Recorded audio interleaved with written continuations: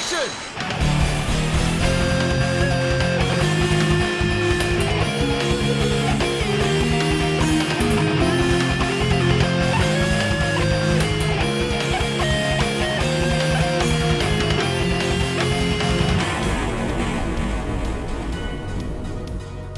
Well then, I never thought I'd be reviewing an episode of Tell Your Tale on this show, but this is a special case. Quite literally, as this is the first of a few announced 22-minute Tell Your Tale episodes that will be dropping throughout the season, with the first one starring Izzy titled The Blockywockys. I'll be honest, much like the rest of the Tell Your Tale series, I wasn't really expecting that much. While the show is better than Make Your Mark, that's not saying much. And most episodes are just mild amusement. But on to today's special. I finally saw it, and it was okay. It's nowhere as bad as Make Your Mark storytelling, but at the same time, I was underwhelmed by the presentation. But let's take a look at the story. It's a brand new day in Maritime Bay where every pony is up and energetic, except for our resident creative mayor Izzy, who's been afflicted with a deadly disease. The Blockywockys! God help us! And goes on a wild journey to find a cure for said affliction. Now, I will be fair, and I will start out by listing the positives of this special, what little there was. First off, I will say the animators went above and made this episode of Tell Your Tale look much more visually interesting at times over an average episode. The flow of the characters' movements and the various visual effects do make it stand out. Especially the lighting with certain parts like the intro scenes and the transformation magic that happens to Izzy's mane. The whole representation of Izzy imagining her creations with these glowy outlines was a creative way to visualize her whole process of her making her various designs. And I like that the episode tackled an issue that many creative folks struggle with and see how one can deal with such blocks. Izzy's song at the fairgrounds was kind of a fun visual spectacle as well. Let's see, what else? It's a more interesting episode than Izzy Does It, where Izzy also had creative flow blockage. It's got a sea pony. Laughter can cure anything. It's magic.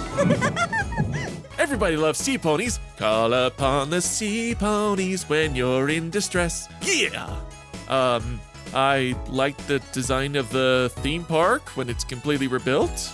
It's colorful and cool, and there's also dragons. They fly, and they help ponies, and they fly, and they help ponies.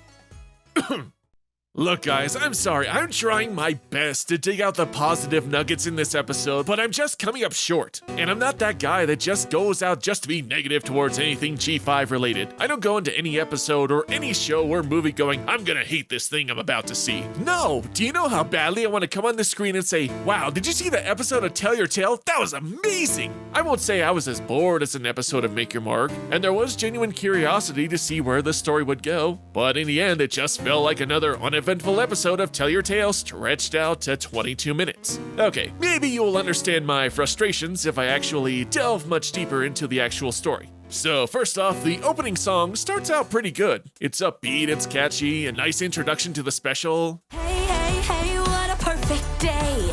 The sun is getting brighter and it's beaming my way. But then the lyrics quickly start to become stilted and feels like they're just making up the song as they go. Smoothies flying off the shelves, making new flavors and watching them sell.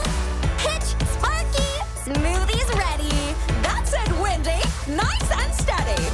And do it for Chewie and the Ewoks and all the other puppets. And unfortunately, it's just another pop song that doesn't really stand out from the rest of G5 songs. Oh, also, Alora's here. Remember her? Yeah, she's there. Oh, but now she has ice powers.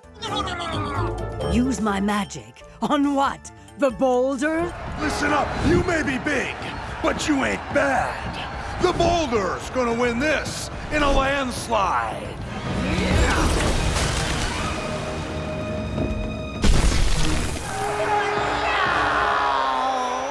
And if I may go on a tangent, why are Twitch and Alora together? Why would she befriend this rabbit? What does he offer that she needs? She has these amazing powers and he's small. Though I will say Alora is a single step above Opaline because she at least cares for someone other than herself. So she does have that going for her, and the fact that her design is pretty cool as well. But let's get back on track, shall we? Now, I already already mentioned how the main dilemma of this episode is similar to the one from Izzy Does It, where she and Pip both experience bouts of creative block. Seems like the show forgot about that one.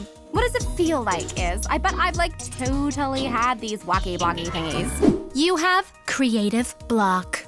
I've never had creative block. G5, the only show that can rip itself off. However, while that episode played the dilemma more for laughs, here I like how it does actually take the issue slightly more seriously, seeing how hard the affliction hits Izzy, as that's kind of her quote-unquote job or whatever, and the support of her friends is quite admirable, trying to recommend any solution to get her out of her funk. Another element I'll admit I liked was the fact that Misty was the one that helped inspire Izzy. It might feel hopeless right now, Izzy. I felt that way before too. But when you have ponies that love you, even in the darkest times, there's always hope. For the one who's had the most trauma in her life, it makes sense that she would be the one to pull Izzy out of her funk, and was a nice little moment. This prompts Izzy to go on a quest to rid her affliction, and also leads to something that seems rather subtle, but I also fear how this show is going to utilize this element, that being the rainbow power. Oh yeah, I forgot about the Nova Charm. That's gonna be much easier. It was bad enough that the thing was a blatant Deus Ex Machina in the final battle against Opaline, but now it's just a random buddy that provides answers to problems. It wasn't a good idea in the first place, and the fact that it's sticking around makes me worry for the future, as this is something that could easily be used to solve any problems without the characters having to put forth as much effort into various situations. Another problem that's been prevalent ever since Make Your Mark is cutie mark magic. Once again, it is completely inconsistent, and whatever the plot needs it to be. Like here, where they send out a rainbow as an inspirational guide to Izzy, sure, why not? And has no real effect on the plot, thus was pretty much useless, and took time from the meat of the episode, which involves Izzy traveling all across Equestria from Starlight Ridge to the Dragonlands, and even meeting a sea pony to find solutions to her problem. And for being the main part of the episode, it kind of falls flat. Yes, each creature that she encounters does offer their own method of overcoming creative block, like in Starlight Ridge dancing and playing, dragons, doing trust falls.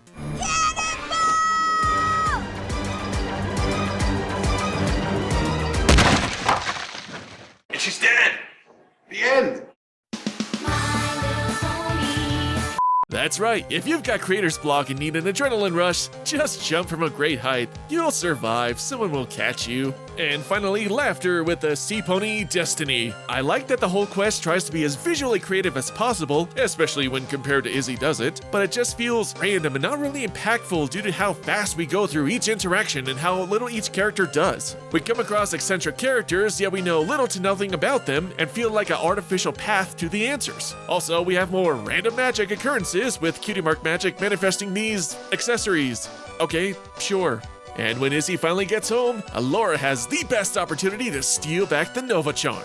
The bizarre little pony has the Nova Charm, and she's all alone. Now, logically, she would either use her persuasion powers, as we saw in Starlight Ridge, or as established earlier in this episode, freeze Izzy, steal the charm, and head back home, right? Right? You stupid. Nope, she just stalks Izzy in the shadows, and what does she do for the rest of the story? Nothing! Absolutely nothing! Stupid! You're so stupid! Even Twitch is a better antagonist than her, with him attempting to steal a charm solid snake style. Surveillance camera? Twitch, look out! And how does Izzy not notice or hear the giant kitty running around? Okay, let's wrap this up with the ending. Now, the final song is decent and visually looks great with the various effects and whatnot, but it's what happens with the Nova Charm that I take issue with. They just took a powerful artifact that is capable of interdimensional travel and turned it into a power source for the fairgrounds. A powerful and useful tool that has many utilities, not the least of which is transportation over a vast distance, but has now been diminished to essentially batteries. By the way, would love to see the reaction from the residents of Starlight Ridge to learn that their artifact no longer exists. How old was that thing again?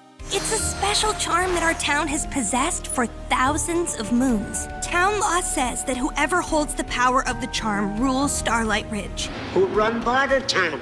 Master Blaster runs Barter Town. Gee, that's pretty old. Well, I guess we don't have to worry about that, seeing as we can't get back there easily anyway since it's destroyed. But hey, I guess they can always take the mirror stream and, oh no, they can't because it's still stranded on the Isle of Scaly. Oops, guess we can't go back there either. Or hey, I'd love to hear Comet's reaction to his return home is going to be just a tad more difficult. We're stuck here forever. Come on. Oh yeah? Well, good riddance, you loony. Bye, Laura. You were there. As for Izzy's final revelation, it works. But again, the unique interaction should have been the culmination of everything built up, when in reality, things were just so rushed it felt like, hi Izzy, bye Izzy, with every single meeting. Maybe if along with each of the characters stating how they got around their such blockage, share a quick but personal story about how that negatively affected them, seeing them striving to find a solution, and then tell Izzy the positive change it had. This fleshes out the characters, getting more personal connection, all the while keeping focus on the dilemma. As is, said interactions only make up a quarter of the show, but I never really felt immersed in the story. There is a 5-minute condensed version that flows much better here, but it feels painfully stretched out to 22 minutes. So in the end, the special was just okay at best, but nothing I would really watch again. So that about wraps things up. Let me know what you guys think about it in the comments below. Well, that's it for today, guys. Until next time, MC out!